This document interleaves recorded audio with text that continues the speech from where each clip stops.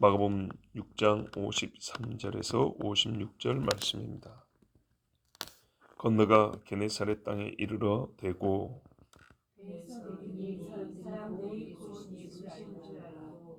그 온 지방으로 달려 돌아다니며 예수께서 어디 계시다는 말을 듣는 대로 병든 자를 침상째로 메고 나오니 아무데나 예수께서 들어가시는 집이나 도시나 마을에서 병든 자를 침상에 두고 예수께 그의 옷 가에라도 손을 대게 하시기를 간구하니 손을 대는 자는 다 성함을 얻으니라. 아멘. 드디어 예수님께서 배를 무트 대셨습니다. 바다를 걷는 건 아니지만 하여튼 이제 호숫가에 배를 댔습니다. 이 땅을 게네사렛 땅이라 그랬습니다. 좀 넓은 지역을 가리키는 말이죠. 게네사렛 호수, 그죠? 긴노르. 이 뭡니까? 그 호수 모양을 따라서 하프도 만들었다 했습니다. 근데 이 호수 이름을 짓게 여러 가지로 부르는데 이 큰 갈릴리 호수라고 하는 갈릴리 지방, 이제 게네사렛 호수라고도 하고 디베리아 바다라고도 하고 그 지역에 이 호숫가의 큰 지역들 이름을 딴 거죠.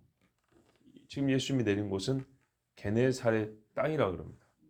그리고 56절에 보면 성, 촌, 도시 이렇게 돼 있죠. 그러니까 어느 한 마을 이름이 아니고 큰 지역을 가리키는 이름이라는 걸 알 수 있습니다. 왜 이렇게 했냐? 예수님 분명히 벳세다 간다 했거든요. 벳세다. 가는 길이 벳세다인데 벳세다를 비롯해서 여러 가지 동네가 함께 이 게네사렛이라는 지역 안에 들어있는 겁니다. 그리고 예수님이 한 동네만 가신 게 아니고 이 게네사렛 땅이라 불리는 그 지역 안에 여러 동네 촌을 이렇게 이동하시면서 거쳐갔기 때문에 처음부터 예수님이 도착한 땅은 게네사렛 땅 이렇게 부른 겁니다. 우리가 요한복음에서 들어보면 어떻게 되냐면 예수님이 6월절이 가까워서 지금 예루살렘 가시는 길이라는 걸 알 수 있습니다. 예루살렘을 가려면 보십시오. 여기가 호수가 이렇게 있어요. 그러면 이 갈릴리에서 이쪽으로 쭉 내려가면 되는데 중간에 사마리아가 있다고요. 그래서 할 수 없이 호수 건너편 이렇게 돌아서 이렇게 간단 말이에요. 돌아가다 보면 요단강 건너에 여리고가 있고요. 여리고 지나서 예루살렘이 있습니다. 그러니까 여리고 이야기가 자주 나오는 것이 이렇게 오가는 길에 여리고를 지나가게 됩니다. 지금 여정이 예수님이 호숫가를 이렇게 건너가신 이유가 어느 특정 동네를 꼭 가야겠다라기보다는 이번에는 예루살렘 6월절 지키려고 예루살렘 가는 도중에 이렇게 거쳐간 적이 게네사렛 땅입니다. 보시다시피 7절이 되면 바로 예루살렘 이야기가 나옵니다. 7장에 가면. 그렇죠? 이 갈릴리 배경에서 바로 예루살렘을 바뀌는 게 예수님이 예루살렘에 6월절 지키러 지금 가는 길이기 때문에 그럽니다. 그러면 이때쯤 되면 예수님만 6월절 지키러 가냐? 많은 사람이 6월절 지키러 갑니다. 지금 요한복음 배경에 보면 어떻게 되냐면 예수님이 이렇게 배를 타고 가니까 어제 왔던 사람들이 모였던 데 와 보고 예수님 안 계시네. 그리고 어제 배가 한 척밖에 없었는데 건너가셨는가 보다 하고 또 막 사람들이 걸어서 배 타고 막 이렇게 여기 계신 곳까지 막 찾아오는 그런 이야기도 나와 있습니다. 거기서 예수님이 설교하십니다. 인자는 하늘에서 내려온 생명의 떡이다. 그랬더니 못 알아듣고 거의 다 예수님을 떠나버렸다 그랬습니다. 그래서 떡을 먹고 배부르는 사람들, 그때 예수님이 하도 마음이 아파서 너희도 가렸느냐? 그러니까 베드로가 영생의 말씀이 계시오매 우리가 누게로 가리까? 그리고 참 위대한 신앙 고백을 합니다. 그런데 여러분 이 말씀을 겸하여서 보면 베드로가 그렇게 위대한 신앙 고백을 하기 전날 또는 며칠 전에 이 호숫가에서 예수님이 풍랑 위를 걸어서 오시는데 주님이시면 나를 부르소서에다가 빠져 죽을 뻔했죠. 근데 그때 주님이 건져주셨단 말이죠. 어디 가면 되겠습니까? 그렇게 살아가지고. 그죠? 이렇게 연결해 보면 참 재밌습니다. 그리고 또 그래서 그랬구나. 그런 건 아니고 사람이 또 그런 일을 겪었다고 좋은 일 한번 있었다고 항상 예수님 옆에 붙어있지는 않죠. 보세요. 떡 먹고도 다 없어져 버리잖아요. 하여튼 이제 그런 말씀을 이렇게 가까이 이렇게 함께 보면 읽혀지는 부분들이 있다는 것을 잠깐 말씀드리고요. 일단 오늘 말씀에 우리는 그럼 집중해 보겠습니다. 요한복음까지 같이 보면 따라온 무리들도 있는데 일단은 그분들은 요한복음에서 우리가 다 들었고 마가복음에서는 그 사람들 이야기가 아니라 그 땅 사람들 이야기를 집중하게 해줍니다. 우리로 하여금 그 땅 사람들, 게네사렛 땅 사람들 이야기를 집중적으로 보여주니까 우리는 거기에 집중해서 보도록 하겠습니다. 내려갔더니 54절 보세요. 사람들이 곧 예수신 줄 알았다. 금방 알아봤습니다. 이제는 모르는 것이 더 이상하죠. 그 정도입니다. 자, 그럼 이제 어떤 일이 벌어질까요? 예수님 다른 지역에서처럼 모여가지고 앉아서 말씀 듣고 그럴까요? 그게 정상이죠. 그런 일이 없었던 건 아니에요. 보니까 요한복음 보면 내가 생명의 떡이다 하고 예수님 가르쳤으니까 없었던 건 아닌데 마가복음에서는 하나님께서 뭘 강조하냐면 없었던 건 아니지만 가장 왕성했던 일, 가장 크게 일어났던 일, 그것을 가르쳐주는데 그게 뭐냐면 병고침이 크게 일어났다는 겁니다. 보세요. 병 고쳤다는 얘기 외에는 다른 이야기가 없습니다. 그렇죠? 그 말은 다른 일이 없어서가 아니고 이것을 오늘 강조해 주는 겁니다.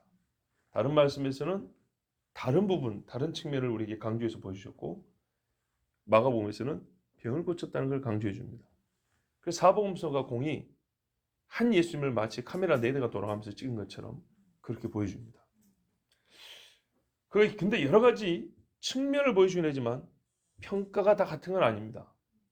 그 있었던 일, 그 일의 어떤 행위나 말로 나타났던 사람들에 대하여 사복음서가 똑같은 평가를 하는 건 아닙니다.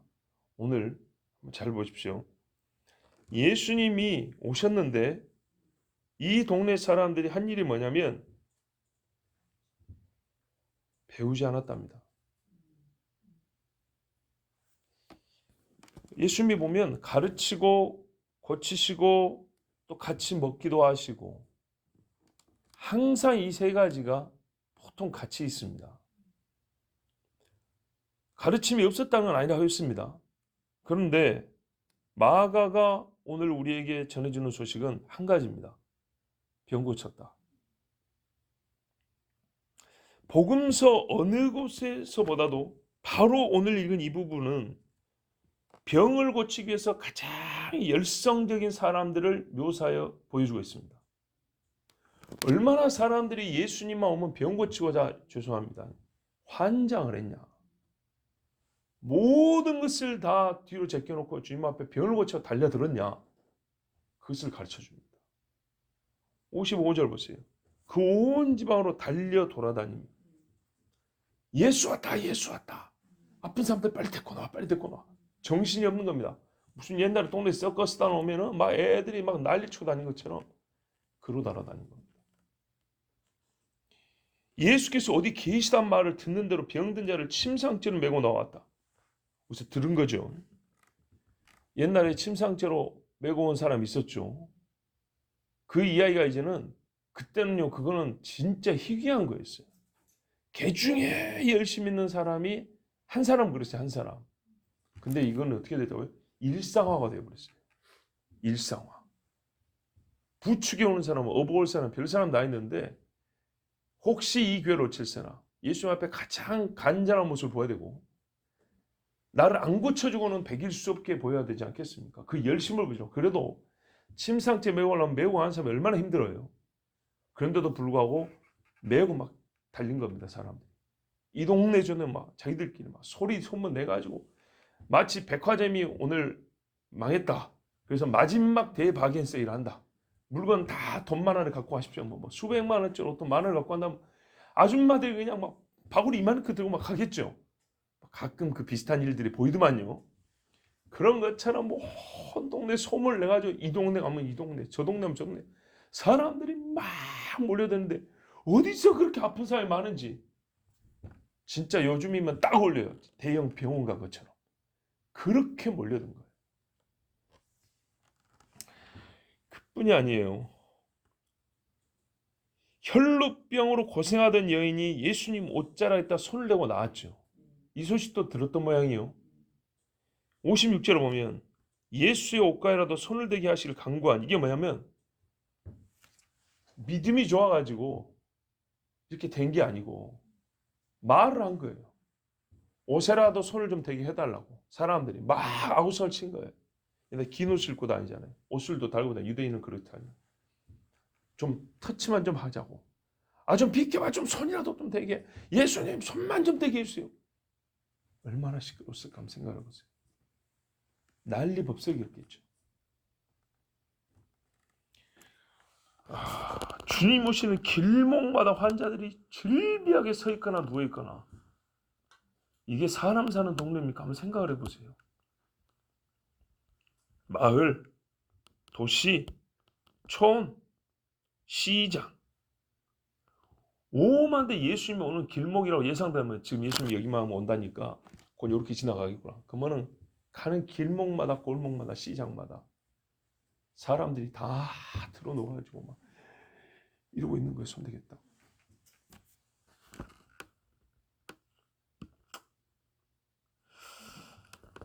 이야, 여차하면 교주 나오기 좋게 생겼어요. 그렇죠? 이 잘못하면 미신적인 신앙을 가지기 딱 좋은 상황이에요. 기계적 신비주의. 됐더니 어쨌더라. 뭐 이런 거 있죠. 대 가지고 나선 사람, 뭐 손수건을 덮어서 나선 사람이 없었던 건 아니에요.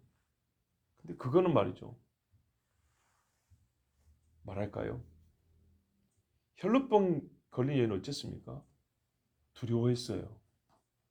두려워하고 누가 내 손을 댔냐, 내 몸에 손대냐 했더니 엎드렸다 그랬다고. 그리고 고했어요. 이 장면은 아름답잖아요. 근데 이건 그게 아니고 아주 그냥 기계적인 거예요. 누르면 나오는 식이죠. 손만 대게 해달라고. 자기들이 이 여자의 행위만 모방을 한 거예요. 이 여자는 뭐예요? 내가 손만 대어도 구원을 얻겠다 합니다. 이 간절한 믿음은 주님 앞에 떨리며 무릎을 꿇게 되는데, 이 사람들 그냥 누가 손 댔더니 낫다면서 나도 손 좀 댑시다. 손만 좀 대게 해주시오. 이거라고. 이거 완전 다른 거죠. 그런데 말이죠. 예수님이 이 일을 허락을 했어요. 허락을 했으니까 56절 끝에 보세요. 손을 대는 자는 다 성함을 얻으니라. 나았다는 거예요. 예수님이 왜 이런 위험성 있는 일을 허락해 주셨을까요? 그렇죠. 사랑하시고 불쌍히 여기셔서 그랬겠죠. 그런데 여러분, 사랑하신다고 해서 잘못된 믿음이 발생할 수 있는, 즉 왜곡된 믿음이, 신앙관이 형성될 수 있는 것을 내버려 두는 예수님이 아닙니다. 우리가 그런 예수님 본 적 없습니다. 또 불쌍하다고 해서 모든 원함을 다 들어주셨지도 않습니다. 근데 왜 지금은 허락하시고 그냥 그렇게 해주셨을까요? 여러분, 병을 고친다. 얼마나 우리에게 중요한 일인지 모릅니다. 만사보다 중요합니다. 그렇죠? 병을 고치는 것은 만사보다 중요합니다. 우리가 큰 병원에 갈 일이 있어 예약을 하고 치료를 받을 때 그것을 대체할 일이 뭐가 있습니까? 오히려 다른 것을 빼고 그 일을 우선하죠. 만사보다 중요한 게 병 고치는 일입니다. 영혼의 구원보다는 아니지만 영혼의 구원 그 다음으로 중요한 게 병 고치는 일입니다. 맞지요? 즉 영적 세계를 제외하면 물질과 육의 세상에서 가장 중요한 것은 육의 보존입니다. 육체 보존. 이 자명한 결론 우리가 다 갖고 있습니다.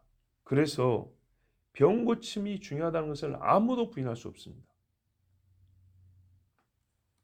그래서 예수님이 이 중요한 일을 해주셨습니다. 예수님은 하찮은 일을 해주시지 않습니다.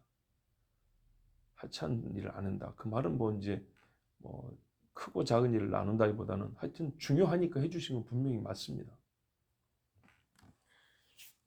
그렇지만 여러분 보십시오. 오직 병을 고치는 뭐랄까요? 병을 고치는 사람이 왔다. 그래서 병을 고치겠다라는 일념을 가지고 예수님 앞에 수없이 사람들이 모여 있습니다. 중요한 일입니다. 분명히. 중요한 일로 예수님이 많이 해주셨던 일입니다. 불쌍히 여기셔서 많이 해주셨던 일입니다. 그런데 여러분 그것을 어떻게 받는가를 한번 생각해 보세요. 사람들이 예수님 오셨어 하고 예수님 만나러 가자 하고 가서 말씀도 듣고 병을 고치는 게 아니라 병 고치는 자가 왔어. 그 누가 이렇게 나았다는데 어떻게 고쳤다는데 그 사람이 왔어. 이러고 나은 것이 같습니까? 다르죠.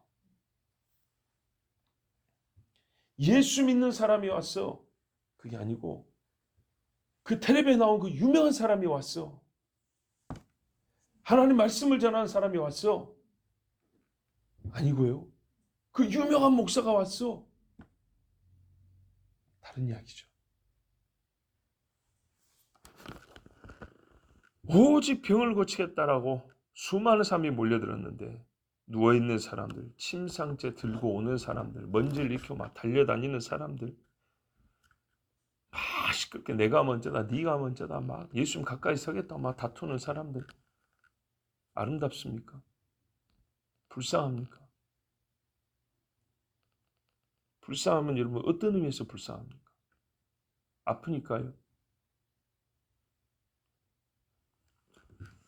여러분 이 사람들은 말이죠. 예수님한테 더 요구해야 했습니다. 하늘의 하나님 아버지를 가르쳐 달라고 해야 했습니다.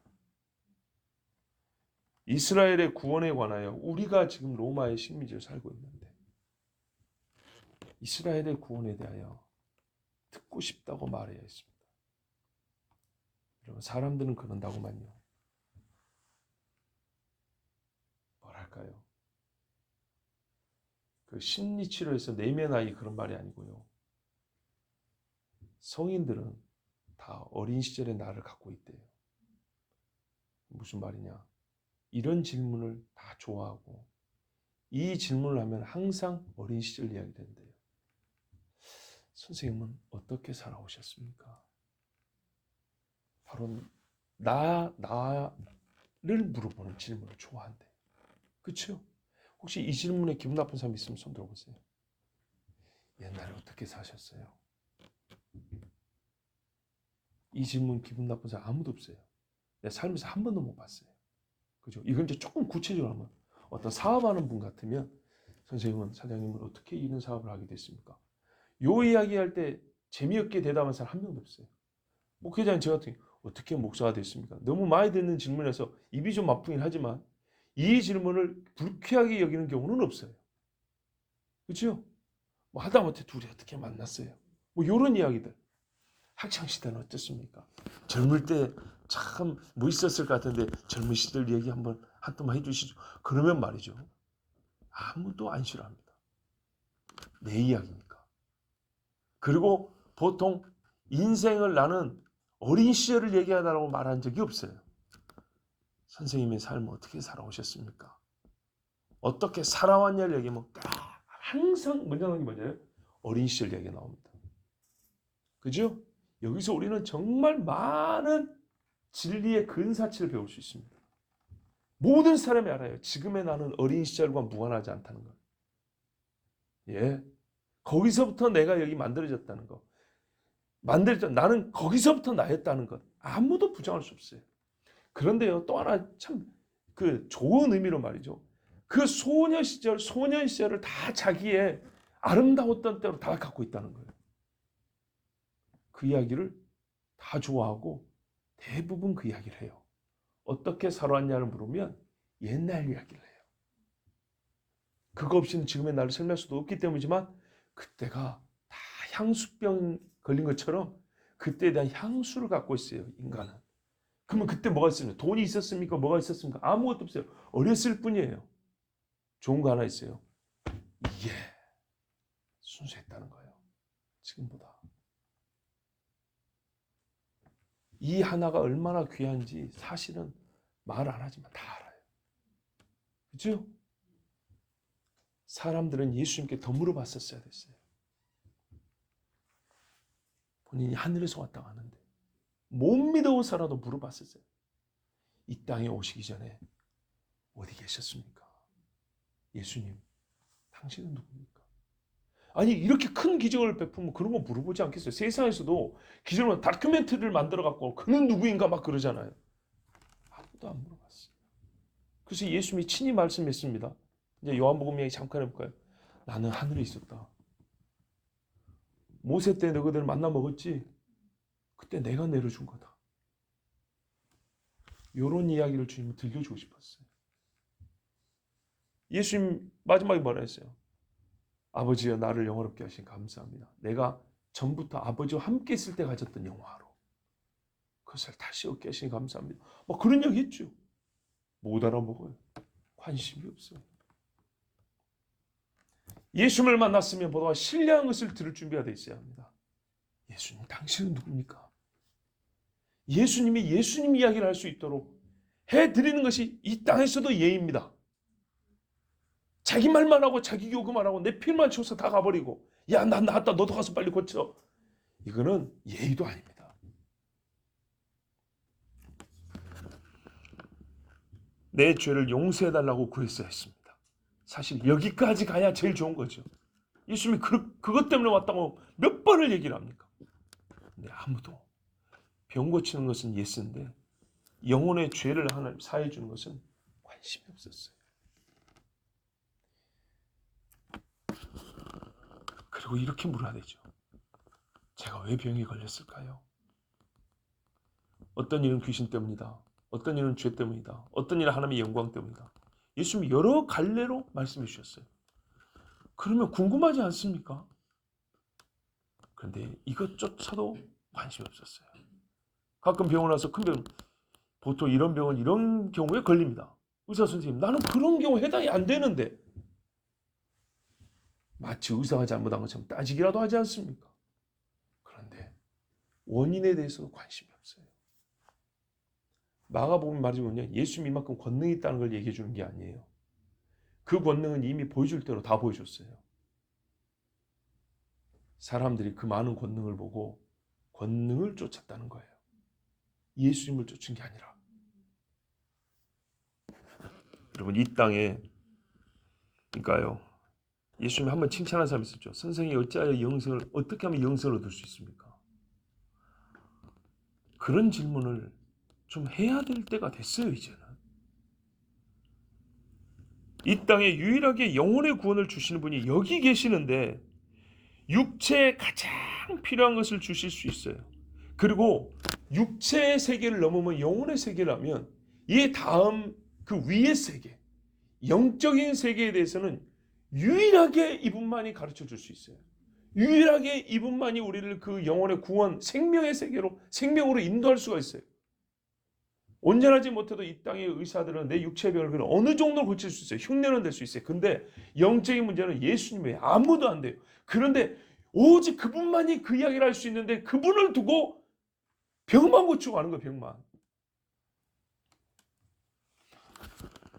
얼마나 열심히 했는지 그걸 성경에 보여줍니다. 병 고치는데 얼마나 열심히 했는지. 2번 기회가 없는 것처럼 병을 고쳤다고 그렇게 열심히 했습니다. 마가복음은 그것만 보여줍니다. 그랬다고. 사람들이 그랬다고. 예수님의 주도적인 행사가 없습니다. 다른 데 하면 병을 고쳐도요. 주께서 그들을 불쌍히 여기고 고쳐주셨다라고 예수님이 주어로 나와 있어요. 근데 여기서는 예수님이 그냥 아주 수동적이에요. 사람들이 극성인 거예요. 예수님의 영적 권위와 하나님 나라 증거가 없어요. 사람들은 그것을 원하지 않았다는 걸 보여주려는 거예요. 예수님이 설교를 하나도 안 했다는 뜻이 아니고. 과연 예수님 앞에 나왔을 때 그들은 무슨 일을 어떻게 원하여 왔느냐. 이걸 지금 얘기해 주는 거예요. 이 땅의 필요를 지금 채워줄 수 있는 사람이 여기에 왔으니 나는 그것만 얻겠다는 일념, 한 가지 생각. 여러분, 병 고쳐서 이 무리가 부럽습니까? 아니면 안타깝습니까? 저는 화가 납니다.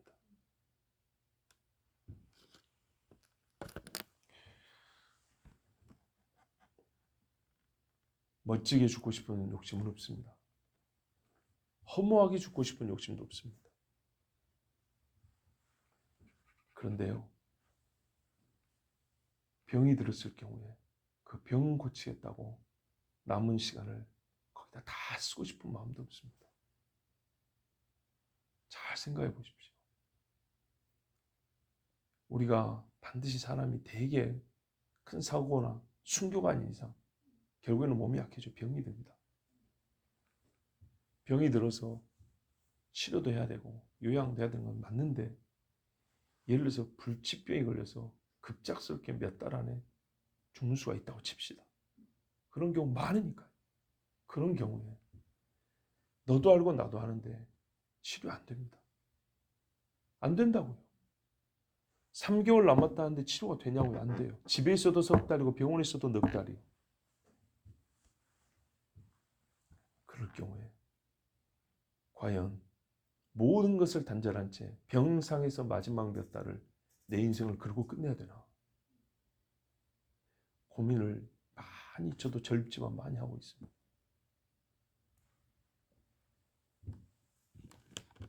그런다고 더 사는 게 아니란 말이죠. 봐보세요. 오히려 더 빨리 죽는 사람도 있어요. 몸이 훨씬 쇠약해져서. 그런 이야기는 지금 많이 하지는 않겠습니다. 한번 깊이 고민해 볼 필요가 있어요. 그럼 왜 예수님께서 손을 대게 해주셨느냐? 왜 손을 대게 해주셨냐? 사랑이신 주님이시기 때문에 해주신 겁니다. 그렇게 하라고. 그러나 그것이 잘해서 그렇게 하라는 게 아닙니다. 예수님 옷자락에 손을 대고자 한 사람들에게 그들의 원함대로 옷에 손을 대게 해주신 것이니 너무 부러워하지 마십시오. 제 말을 잘 들으세요. 그들의 원함대로. 그들 수준의 원함대로 해준 거니까 부러워하지 마세요. 예수님이 원하면 그보다 큰 거였거든요. 예수님이 원하면 그보다 온전한 거였는데 이 사람들이 원하지 않았어요. 거기까지 원했어요.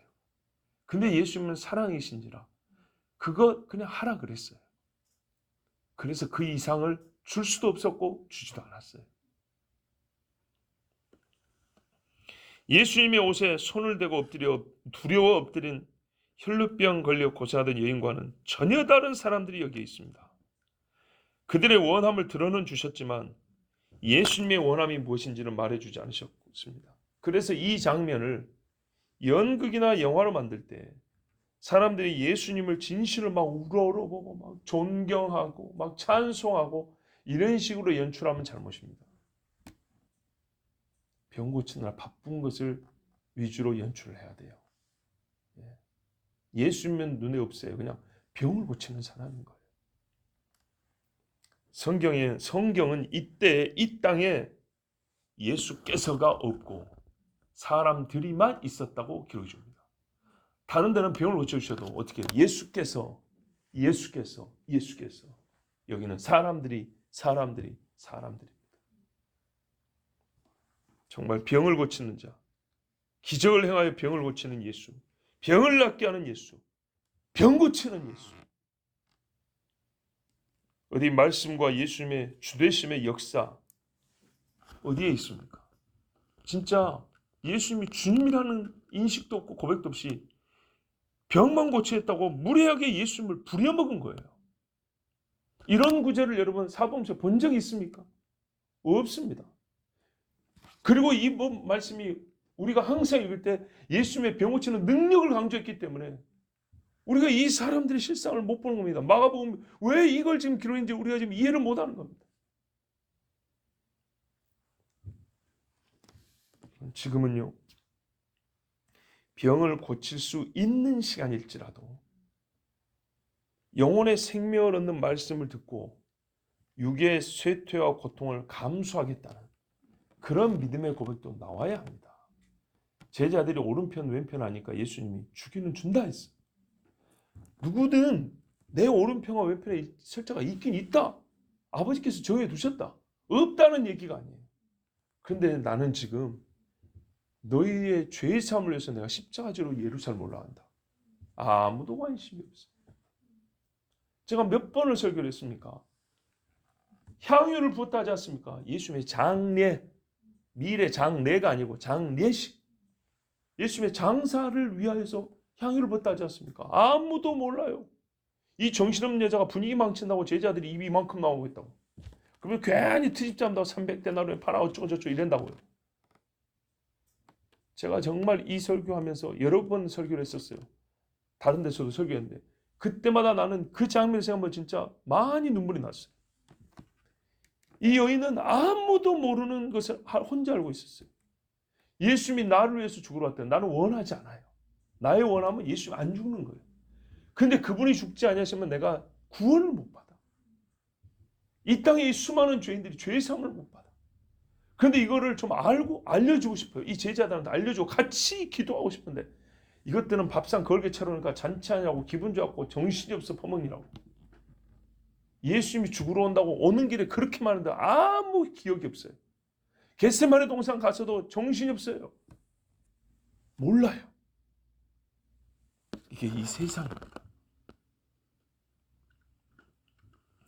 그때쯤 되면 말이죠. 속이 상해서 밥을 안 먹어야 돼요. 예수님이 지금 예루살렘 갔다가 잠깐 나왔다가 또 들어가는 시점이라고요. 진짜 며칠 있으면 예수님이 돌아가신다. 며칠 있으면. 그거를 예수님이 숱하게 말씀했어요. 그리고 이 앞에서 여자가 울었어요. 우리가 막 뭐라 하니까 예수님이 오히려 우리를 뭐라 하면서 이 여자를 손대지 마라. 뭐라 하지 마라. 내 장례식을 위해서 지금 한 것이다. 미리 준비해놨다. 미리. 시집갈로 아껴놓은 거 그런 게 아니고 장례식 준비한다고 모아놨다는 거예요. 원래 향품을 넣는 건데 여자의 몸으로 그 시신에 못 가니까 내가 예수님이 돌아가시는 그 시신에 접근을 못할 걸 아니까 살아 계실 때 한다고 그래 한 거예요. 그렇게까지 말해도 못 알아먹어요. 나 죽는다 했고 죽는 거를 준비한다고 이 여자는 이렇게 와서 했다. 나는 그것을 받았다 그랬다. 받았다. 그러면 정신을 차려야죠. 이게 정신을 못 차립니다. 이게 여러분 우리 모습입니다. 지금도 예수님이 어떤 사람 병 고쳤다면 우르르 몰려가. 어떤 사람 부자 만들었다면 우르르 몰려가. 어떤 사람 막 멋진 학교에 넣어줬다면 막 하버드 출신은 뭐 우르르 몰려가. 여기 몰려가 저기 몰려가 막. 해주시지 물론 해주시죠. 근데 왜 예수님한테서는 그것만 얻으려고 하냐고요. 그것만. 예? 그리고 우리가 또 하나 알 수 있는 게 있어요. 갈수록 예수님은 모든 걸 다 해주시지만 사람들은 그룹이 지어진다는 거예요. 병 고치는 걸 원하는 그룹이 있고요. 떡을 먹고 배부른 그룹이 있고요. 예수님을 미워하는 그룹이 있고요. 예수님 하신 일을 전체로 다 받아가지고 나의 주님 한 그룹이 일부 있어요. 어떤 그룹이죠? 자기 몸에 병이 있어도요. 먹을 게 없어도요. 예수님을 묵묵히 따라온 이때도 갈릴리에서 따라온 여인들이 있어요. 이 집에는 병자 없을까요? 이 집 자식들은 성공 안 해도 됩니까? 이 여인들은 다 생활 넉넉합니까? 이 여인들은 예수님 저기 길바닥에 잘 때 자기들은 전부 다 호텔 가서 자고 아침마다 다시 만나고 이랬을까요? 필요한 게 없어서가 아니라 주님 곁에 있고 싶어서. 하늘에 계신 하나님의 아들이 이 땅에 오셨을 때 하늘에 계신 분이 이 땅에 오셨을 때 이 땅에 내가 사는 이 땅에 계실 때 내가 이 땅에서 그분과 함께 있겠다고. 정말 이 열심 이상으로 오직 주님과 함께 있겠다는 일념으로 항상 따라다닌 무리들. 그런 사람들도 있었어요. 오히려 성경에는 근데 그런 사람들이 있었는데 그분들은 살짝 감춰둡니다. 근데 진짜는 우리가 배워야 될 거는 그런 사람들이었어요. 근데 초창기에는 이렇게 분명하게 선이 안 나타납니다. 근데 갈수록 이제 뒤로 갈수록 보세요. 처음에 예수님이 병을 안 고친 것도 아닌데 이제는 병만 고치려고 하는 사람들의 무리가 보이고 예수님을 꼬투리로 죽이려는 사람 무리가 그룹지어지고 이유 없이 그냥 막 떡 먹고 그냥 좋다고 유명 인사니까 따라다니는 사람이 있고, 예수님의 모든 것 그리고 더 깊은 것을 얻겠다고 예수님과 함께 있겠다고 따르는 사람도 있고, 이렇게 나뉩니다. 세상의 진리가 들어오면요, 처음에는 그 충격에 놀랍니다. 그런데 그 진리가 우리에게는 어떻게 해요? 삶의 구체적인 빛으로 나타나거든요. 그래서 받는 사람들에게 봐요. 밭이 길가가 있고 가시밭이 있고 뭡니까? 돌짝밭 있고 옥토가 있다 그러죠. 이게 예수님의 공생에서 실제로 나타납니다. 교훈으로만 나타나는 게 아니라 그렇게 섹터가 나눠진다고요. 실제로 우리가 오늘 그 중에 하나를 본 거예요. 성경을 놓치지 않고 말씀해 줍니다. 병. 병을 고치는 예수, 병 고치는 예수, 병 고치는 예수. 정말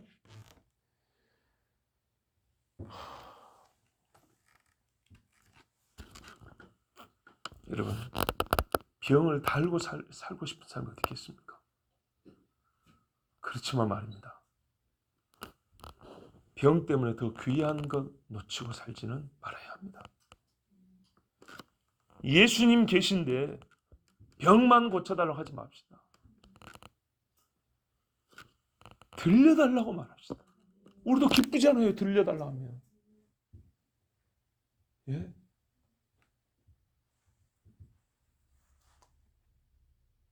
권사님 어떻게 살아오셨어요? 장로님 지금까지 신앙생활 어떻게 오셨어요? 이게 참 묻는 사람에 따라 약간 뜨끔하면서도 그래도 따뜻하게 다정하게 얘기가 나오지 않습니까? 참 어려운데 그 어려움 어떻게 이겨내셨어요? 이 질문 다 좋지 않습니까? 예수님 계신데 이런 질문 좀 하자고요. 예수님, 우리 교회를 어떻게 보고 계십니까? 예수님, 나 주님 만나고 싶은데, 주님 모실 때 내 이름 불려주고 싶은데 주님 보시기에 제가 지금 어떻습니까? 참 떨리지만 이런 질문 좀 해야 되지 않겠습니까?